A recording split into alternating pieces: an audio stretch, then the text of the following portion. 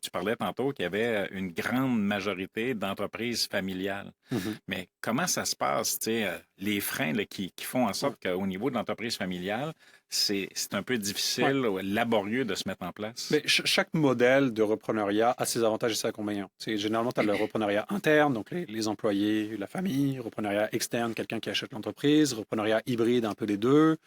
Il y a plein de modèles, d'accord. Dans le repreneuriat familial, l'immense avantage, c'est que généralement, tous les employés connaissent la relève.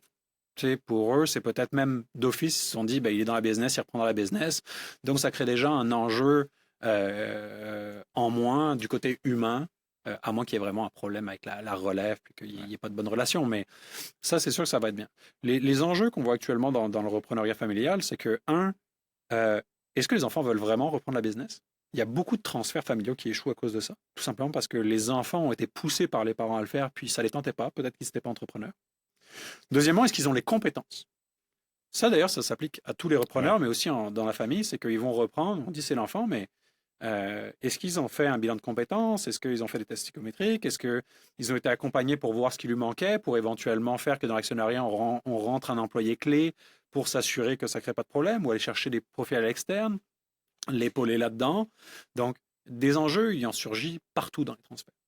Et c'est pour ça que je pense qu'il faut, que ce soit dans le repreneur familial, externe, interne, toujours s'entourer vraiment de professionnels. Oui, c'est des dépenses en plus. Oui, ça peut paraître cher, mais je vois ça comme une assurance. Tu sais, on paye une assurance pour que le jour où il y a quelque chose qui ne va pas bien, ben, euh, On passe à la caisse. au moins, non, mais tu sais, Ben tu, oui, tu, tu payes en avance pour être sûr que ben oui. tu n'es pas payé à la caisse plus tard. Ben, c'est un peu la même chose. Être entouré avec des professionnels, c'est une assurance pour te dire que tu auras la meilleure des chances que le transfert, dans le temps, soit périn, puis que l'entreprise ben, survive, même s'il y a des problèmes qui surviennent à l'avenir. Donc, c'est super important. Et le transfert familial, vraiment, si le côté humain est peut-être légèrement plus facile que dans un transfert externe ou autre, ben, il y a d'autres enjeux, généralement par rapport à ça. Puis aussi le côté émotionnel. Émotionnel. Alors ça, le côté émotionnel, on pourra en parler. Mais prenons l'exemple, une des autres raisons qui fait qu'il y a beaucoup de problèmes dans les transferts, c'est le clash des visions. Lorsque tu es un entrepreneur qui a réussi pendant 20, 30, 40 ans avec sa vision, son modèle, il a réussi à développer la business, puis là, il y a un jeune qui arrive, puis qui veut tout sacrer à terre, puis qui va lui dire, ben, regarde, ça va se passer de même maintenant, ben, ça, c'est un problème. Et Ouais, alors, j'en reviens aux émotions. Dans la famille, si en plus les enfants n'ont pas du tout la même vision, c'est dur parfois de mettre les émotions de côté, de mettre la ouais. relation parent-enfant de côté. Puis là, ça peut créer des sacrés flamèches. Donc, c'est quelque chose qui est à prendre en compte.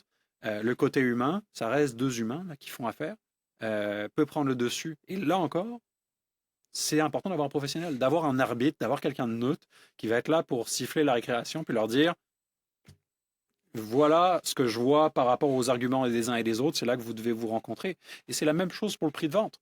Un vendeur va toujours vouloir avoir le prix le plus élevé, l'acheteur va toujours vouloir avoir le prix bas. Ben, au final, c'est l'évaluateur qui va dire, ben, moi, avec les informations dont je dispose, c'est ça le prix. Si vous devez vous entendre, ça doit tourner autour de ça.